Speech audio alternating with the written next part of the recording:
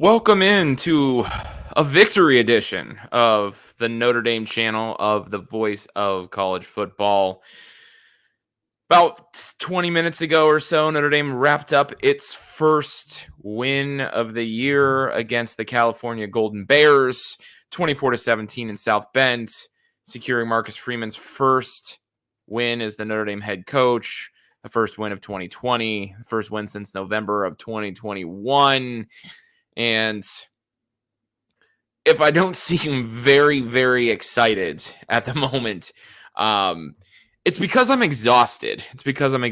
So let me stop right there, get some of the particulars out of the way, and kind of introduce what we're doing here, and then if all goes well, we might take some calls, talk about Notre Dame Cal, and move on with our lives. So I am your host, Ben Belden. This is the first time this year that I've gotten to do the post-game show. I was at the Ohio State game. No way that was going to happen in terms of a post-game show. And then last week was a real-life conflict, I suppose. I'm still scatterbrained from this particular game in case if I feel that way. But so first post game show of the year for us, and this will be, like I say, a thing that we do pretty much as long as we get it on the schedule every week for the rest of the year, with the exception of maybe the one game that I'm going to in South Bend, which is the Stanford game. So I'm Ben Belden. If you're new here, make sure that you like, comment, subscribe, share this information with your friends. Make sure you turn those notifications on because, like I just said, we're going to do post-game live call-in shows every single time after the Notre Dame game ends. It'll be within 15 minutes to a half hour of the conclusion of the game, like we are today. I had a few things to set up, so it took me a couple minutes today. But here we are on the Notre Dame channel at the Voice of College Football.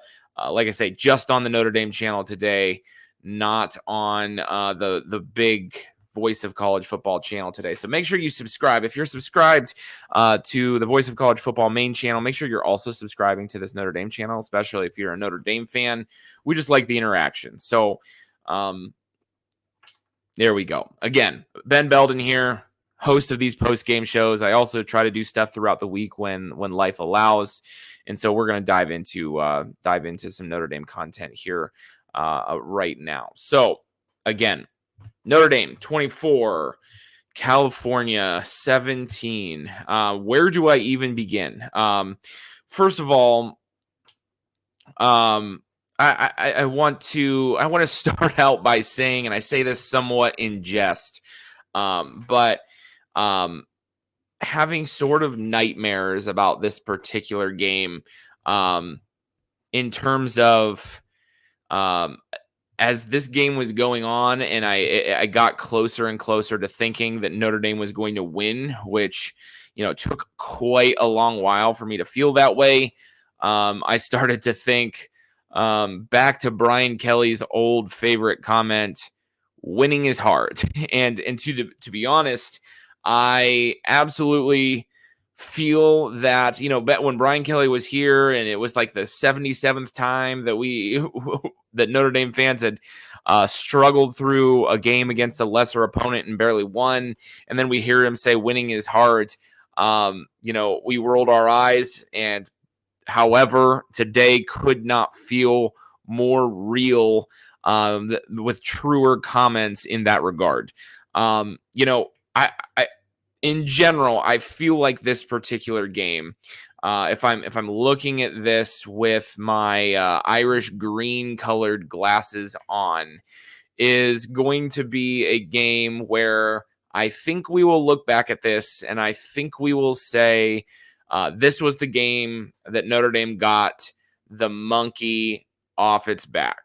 Even from first half to second half, I think anybody would agree that there was a palpable and visible difference in this Notre Dame football team.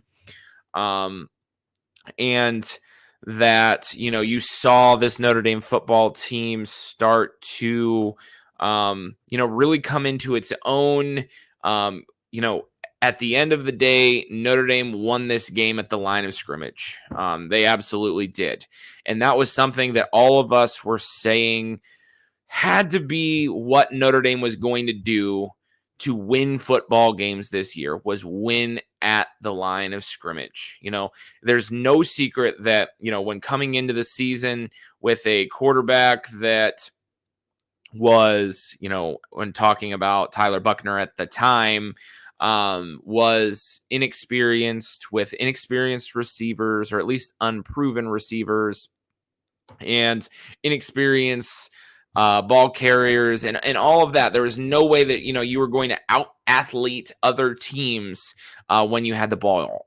Okay, Notre Dame was always going to have to win at the line of scrimmage, control the line of scrimmage on both sides of the football, to be honest with you, and win games that way, and use the pass game as a complement. And their passing plays have to be complementary to what they're doing in the run game. That was Notre Dame's recipe for success. Did Notre Dame do that in the first half today? Absolutely not. It was one of those situations where, maybe it was a little better than we thought, but because Drew Pine was just so inaccurate, so I don't know, shaky, had the yips, whatever you want to say about it. It really made this Notre Dame offense real stagnant, and maybe the offensive line was going to be better the whole time. And because Drew Pine was really struggling there at the beginning, to the point where, now Tommy Rees is going to become, a viral internet sensation for ripping Drew Pine while on the phone up there in the press box. That's okay if that's what it takes, but because things were so bad at the beginning, maybe the offensive line would have been a little bit better if there was a little bit more consistency in quarterback play. I don't know the answer to that, but boy, the one takeaway, I think, well, I guess there's two. The first one is finally saw some push on the offensive line in spots.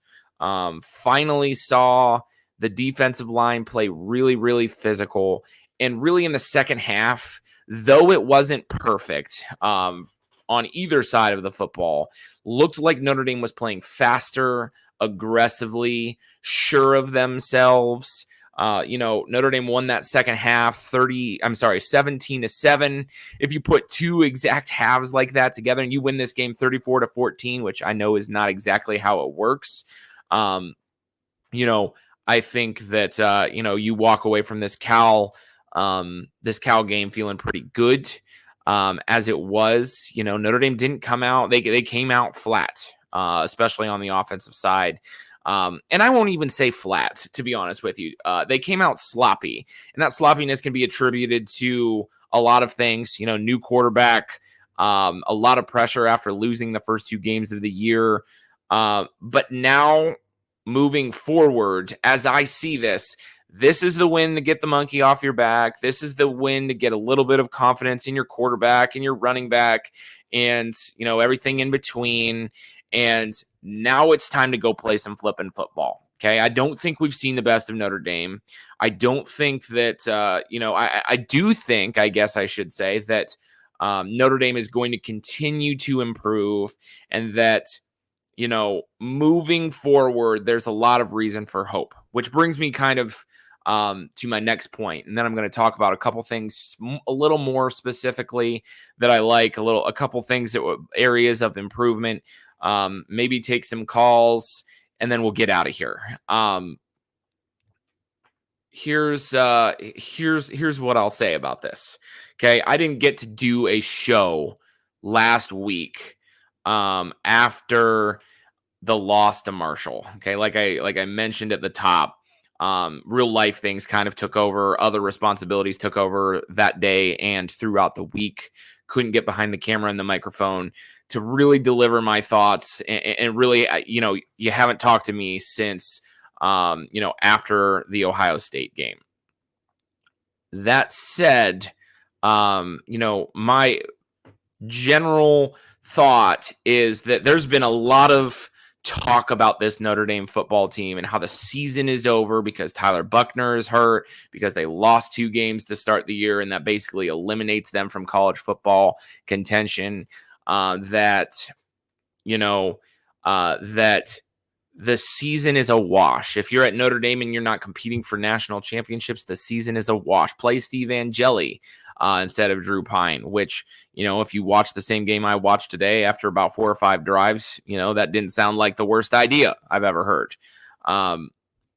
But that said, all that put away, I couldn't disagree with some of those takes more.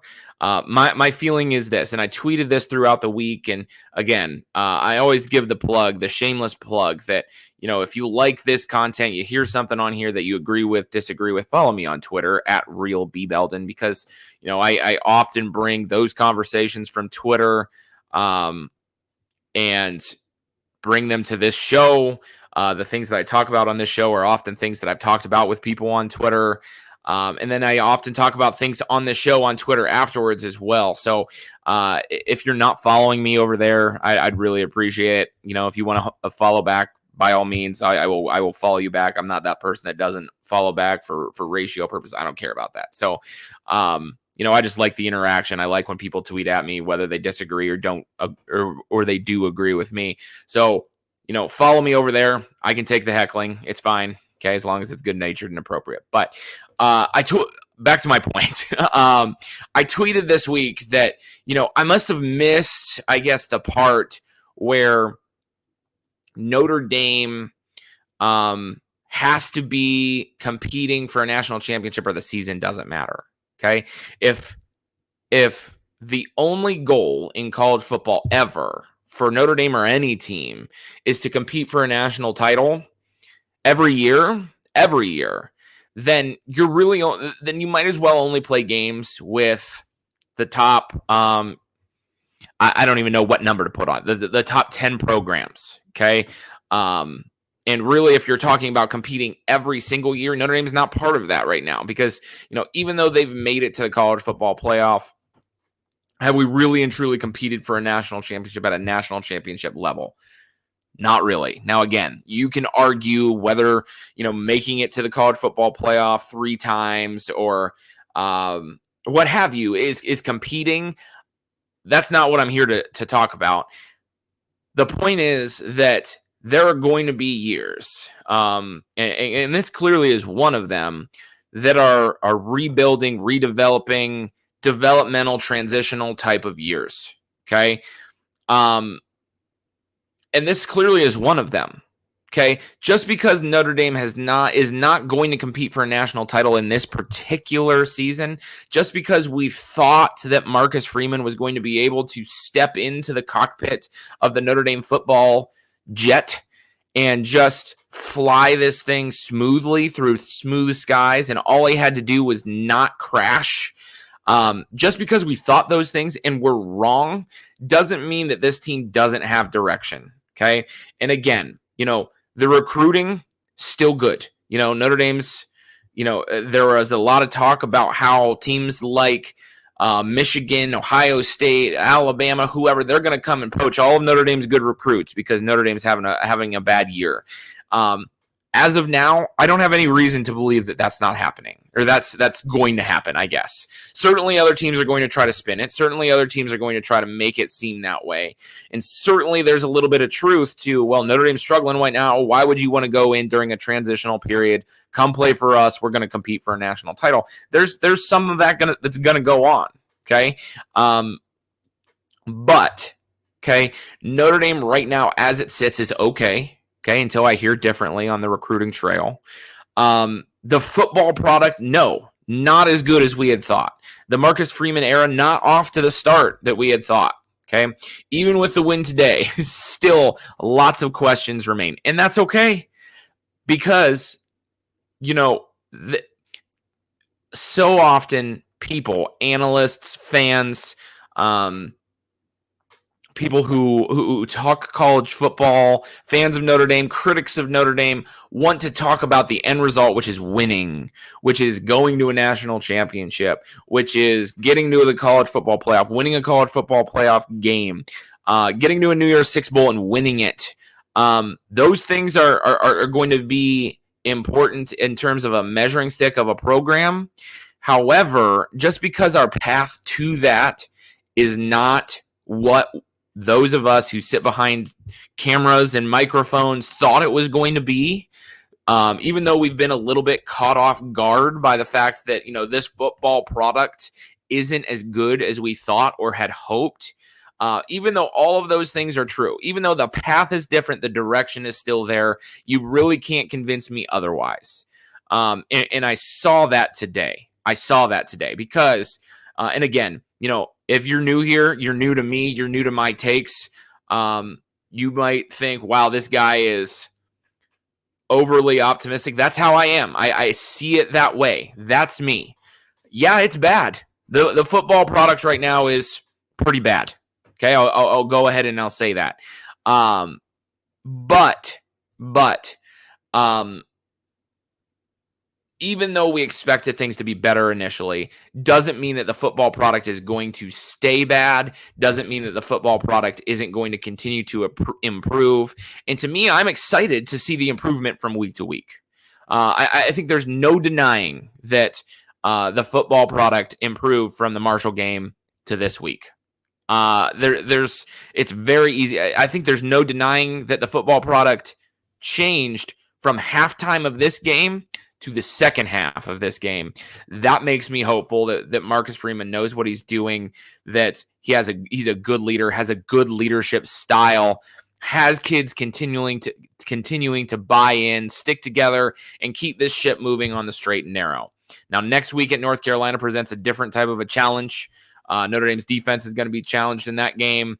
Notre Dame's offense is going to be tasked with trying to keep up with a North Carolina offense that historically has been pretty good and has put up some good numbers already this year.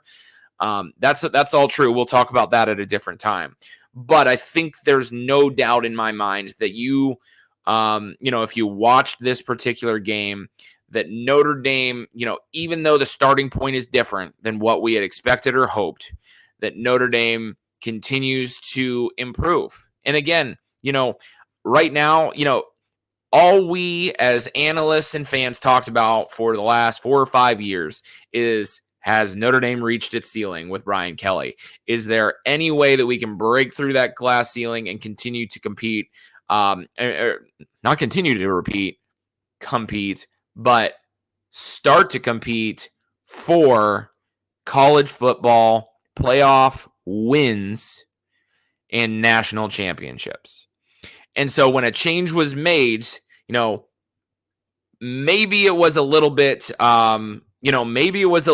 naive to think that everything was going to stay the same in terms of the things that Notre Dame's program had been built on, the positive things that it had been built on, in terms of, Notre Dame wins every game it's supposed to, but struggles in the big ones.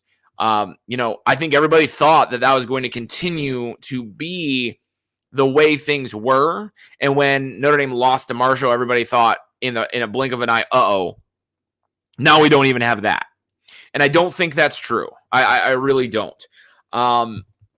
So those are my thoughts. I think that Notre Dame, like I say, the arrow still points upward for Notre Dame. I think, if there was going to ever be the breaking through of the metaphorical glass ceiling that, we talked about all the time when Brian Kelly was here, it had to be with somebody else with different perspectives, who's willing to be different, who's willing to think outside the box, who's willing to change, who's willing to do these things, who's willing to really hustle on the recruiting trail and leave no stone unturned on the way to that product that we hope is coming. And I think Marcus Freeman's still that guy. I really do.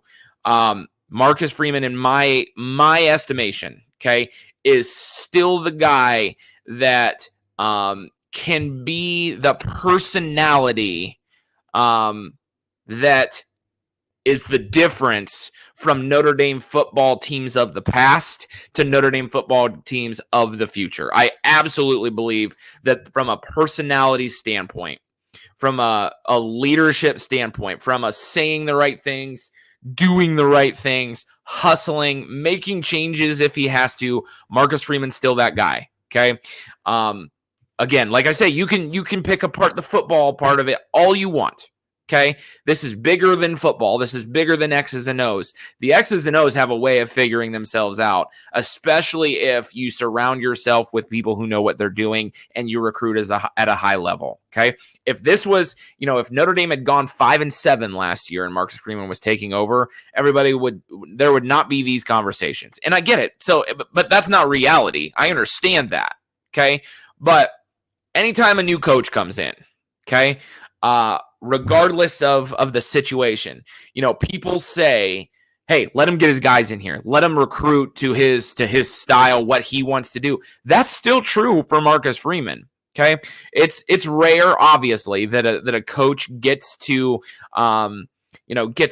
step into a program that was, winning double-digit games every single year after year before. It's uncharted territory. Okay. And so it's a little bit different. And so this one's going to be different for us. Notre Dame fans are going to have to accept that this is a year of growth. Take pleasure in watching this team grow and get a little bit less, caught up in the everything has to look crisp all the time. Okay. Take pleasure in watching, the Notre Dame offensive line and defensive line start to make strides. Even if it took them 2.5 games to get there, I think the offensive line, defensive line really taken strides and showed that really, really well in this particular game. Okay. So to the game a little bit, I've talked about big picture things, I guess you could kind of say, for the most part. Going to go through a couple stats here. As shaky as Drew Pine was, as absolutely just timid and I don't know, what are the words, to be honest with you, as bad as he was to start, finished the game 17 of 23, 150 yards, which isn't great in terms of yardage, and threw for 2 scores. On a great play, found Michael Mayer for a touchdown that ultimately gave Notre Dame the lead for good, with a defender right in his face. To be honest, still the jury for me is still out on Drew Pine. Think he can be pretty decent. I think he can be pretty decent and make this team a winner. It's going to take a little bit of time, clearly. And some other things are going to have to start going maybe a little bit better for him. Okay. The most encouraging stats, I guess you could say, and they're not great stats, but the Notre Dame rushing stats. Audric Estime, 18 carries, 76 yards and a touchdown, long of 14. Chris Tyree got 17 rushes in this game for 64 yards. Also, Chris Tyree, you can add 5 receptions for 44 yards and a touchdown. So Chris Tyree touched the ball 22 times, which is a great thing to see. That's not even counting kick returns. He got a couple more there as well. Drew Pine, 6 rushes, 7 yards, which means that as a team, Notre Dame logged 41 carries for 147 yards and a touchdown. Not exactly what you love to see, because that equates to, in public school math here, 147 divided by 41, something along the lines of between 3 and 4 yards a carry. Okay. That said, if there's something to feel good about, if there's something to feel better about, maybe not good, but better about, it's that Notre Dame was able to manage this game in a way they were able to at least run the ball effectively enough to continue running the football. Okay. That's absolutely the biggest thing for me, is that Notre Dame, has to play complementary football to be able to win. And at the very, very least, at the very, very bare minimum, we're effective enough, especially throughout the second half, to run the football, to be able to, to do things to be able to, have those play action passes and those read option type passes to work. You know, it's starting to get there. It's starting to get there. There were times where, as the game went on, Notre Dame at the very least, won the war of attrition on the offensive line and was able to get a little bit pushed throughout the second half. Estime got free a couple times. Tyree got free a couple times. Again, is the running game and the offensive line where it needs to be? No. Did it take strides? Yes, absolutely. Okay. And did Notre Dame did Tommy Rees maybe learn, okay, even if I can't run in the first half, I got to keep running. I got to keep keep being aggressive. Let those guys gel. Let those guys get better. Let those guys, let us wear on the other team, win time of possession, and do the things necessary to win the football game. I think those are things that Notre Dame learned about themselves today. And I just mentioned time of possession.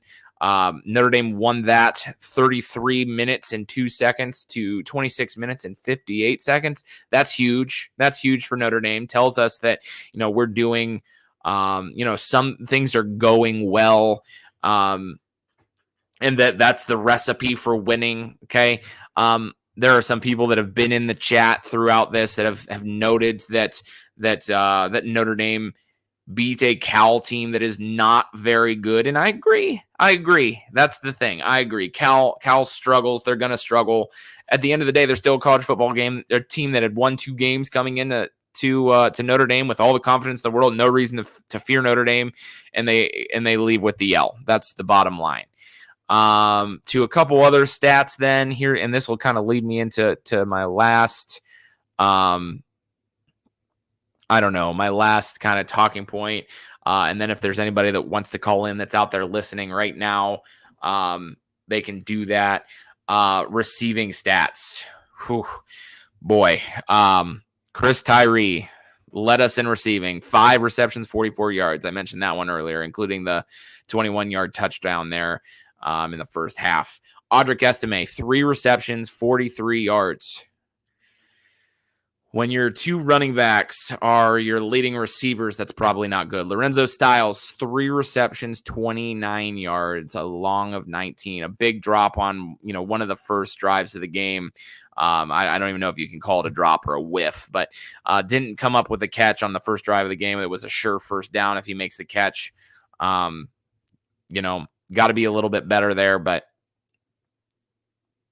I digress. Braden Lindsey, 3 catches, 20 yards. Michael Mayer, 2 catches, 10 yards, touchdown. Matt Salerno, 1 catch, 4 yards. That means 17 total receptions, 150 total yards. That's less than 10 yards of reception.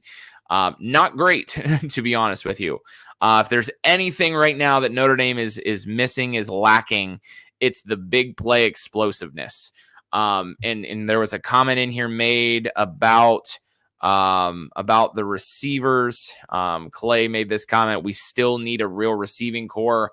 Couldn't agree with that more. The good news is that Notre Dame has them coming. The bad news is that receiving core that you're talking about, I think about 3 of them are still wearing a high school jersey and playing on Friday nights at the moment. So I don't know. This passing game for Notre Dame, without a doubt, has me as concerned as anything to do with this Notre Dame football team. And I think, that's not, I'm not going really far out on a limb when I say that. But, it would be real interesting to know, certainly there's a combination of play calling and a combination of combined with inexperience at the receiver position that's really making this particularly difficult for Notre Dame to get the passing going. Again, I don't know. Is the play calling a result of not having experience at the receiver and quarterback positions? Is the play calling just bad at times? Is the play calling stale? To be honest with you, if you watch this particular game, I think that that Notre Dame and the play calling from Tommy Rees was, the best of all 3 games so far this season. And so I don't know. I don't know. This passing game has to get better. And if you have to run to set up the pass or pass to set up the run, I just don't know. I just don't know. Is the answer playing Tobias Merriweather and just absolutely letting him loose? I don't know. I don't think it is. I think you work Tobias Merriweather in the same way you started to work Lorenzo Styles in last year. If without a doubt, if you're looking for somebody to step up and make a play that hasn't made one yet, a big one yet, it's it's Braden Lenzy, to me, who absolutely is the difference in this offense being okay in the second half of today's game versus, being actually pretty formidable and pretty decent. Notre Dame just does not have the take the top off speed and catching ability and accuracy from the quarterback, to be honest with you. I think, the stat was against Marshall that Notre Dame was 0 for 5 on deep balls. And that showed throughout the game versus Marshall, where, Tyler Buckner was intercepted on a hitch route 2 different times. There's no stretching the defense vertically. There's no deep threat right now. And Notre Dame's going to continue to struggle until they find a way to bite off some big plays. Even if that's running guys deep and running Mayer deep over the middle and finding him in the middle of a zone. I don't know. Notre Dame's got to find some explosiveness in their offense. They just don't have it right now. And right now it is we got to move the ball in 6-yard chunks or, 3 yards here and then 4 yards there. And then we're in 3rd and 3 and you got to get 4 yards. That's Notre Dame right now. There's not a whole lot of chunking and a lot of that going on. I don't understand it, to be honest with you. I don't know. I don't know. And I don't know if I don't know what I don't know. And I don't know if the struggles are play calling, if it's lack of experience, how much of a combination of it is of the both. And so, again, I don't know. So here's what we're gonna do here. As I speak here, am setting up my phone to be able to do this real quick. We're gonna open up the phone lines. I'm gonna put the number on the screen here in just a second. We've had a few people in and out throughout the show. If any of you that are out here listening or commenting would like to call in and be heard on this particular show, I'd love to hear it. I'm going to ramble for a couple more minutes. We've gone for about a half hour. We don't need to make it forever, I guess you could say. But we'll see if anybody wants to call in. And of course, as I say this, am struggling to get things set up the right way. So, like I say, call in if you would like. And the plan for this generally is, as we get settled into our regularly scheduled routine for Notre Dame, after Notre Dame games are over, we will take calls. We will do a post-game show within a half hour of every game that I'm not at. Let's put it that way. Sometimes we will be on just the Notre Dame channel. Sometimes we will be on also the Voice of College Football channel. And so make sure that you have subscribed to both to be able to do that. So I'm going to go ahead and put the number on the screen. If there's anybody out there that wants to call in, by all means, do it. And again, guys, as we get good at this and as we get more consistent with our post-game shows, if you could tell your friends to come here, this is going to be a regularly scheduled thing, like I say, and then we can have more people in here, take more calls, do more fun things, and continue to grow this thing. So The call-in number, by the way, 330-333-2042. Again, that's 330-333-2042. Keep in mind, I'm a one-man show here. I don't have a producer, so there's no call screening. Just me with, just me doing my thing here. So appreciate some of the comments here in the comment section.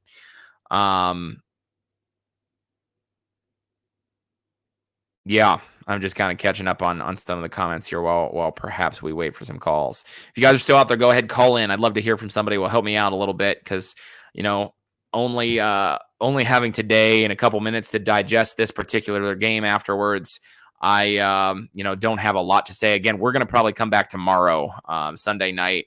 I always try to find carve out a little bit of space between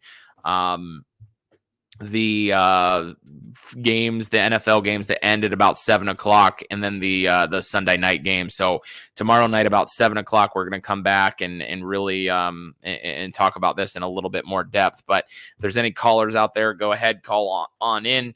If not, I'm going to kind of continue with my wrap up of this particular show, and then, like I say, we'll talk more tomorrow. Notre Dame heads to North Carolina next week. And again, absolutely a winnable game for Notre Dame in terms of, if there's a team that I want to play at this point on the schedule, it's North Carolina. It's a team that doesn't have a great defense. Will Notre Dame be able to control the ball offensively? Yes, I think they will. I mean, certainly we're not talking about an Ohio State level of offense in terms of, Notre Dame's opponent this particular time.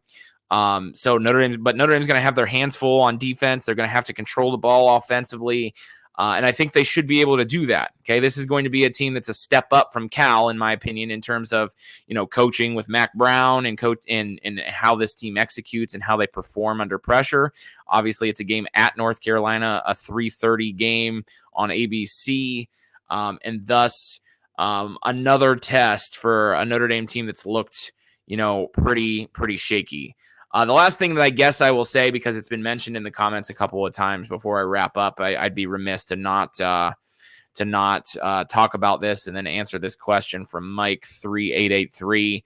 A lot of people are talking about the officiating and the phantom offsides call on the field goal that ended up in a miss, and then Notre Dame ends up with a touchdown. I'll have to go back and rewatch this game, but I thought actually that that Cal jumped off sides, or at least moved, but they didn't show it on the replay, so I don't know. Way prior to the flag being thrown, and so by the time the kick was kicked, I thought that they were back on sides and that there was no offsides. But I almost wonder if Notre Dame clearly got away with one there.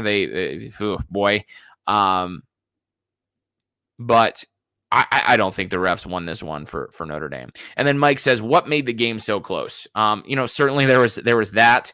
I truly, and I'll leave with this comment, to be honest with you. And thanks, Mike, for your comment. But I really and truly think that this Notre Dame team, in closing, is a team that, again, like I say, not as far along as we had thought in the preseason, not as good as we had hoped for them to be, not as polished, but it's a team that is going to take strides. Again, if you're a Notre Dame fan and you watch this, or you watch this back, my advice to you is simply to enjoy how this team evolves throughout the year. Take pleasure in the little victories, because there's going to be little victories throughout the year. There's going to be incremental change, incremental improvement. Is it the finished, polished product that we hope to see? Certainly not. Certainly not. But it's going to turn into, if the recruiting stays solid if Notre Dame continues to improve and win in some of these games like they should, it's going to continue to improve, and it's going to be much, much better than it is right now. And I really think it can be much, much better than it is in than it was for Brian Kelly. Sorry about that. My dog Rocket is clearly a little bit excited about something. So that said, we've gone for about 40 minutes here. If you watch this live and you interacted, I appreciate you. Thank you for all the comments and all of that. Yes, certainly this team does have a long way to go. I do agree with that, Joseph.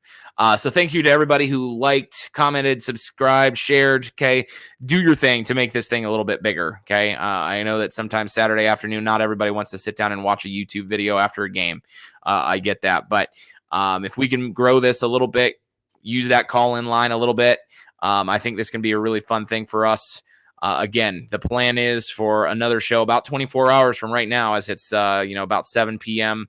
on the 17th. We're going to come in and talk Notre Dame football tomorrow night, Sunday night, about 7 o'clock, right after those 4 o'clock NFL games end and before Sunday night football. So that's the plan for me. Thanks again, everybody.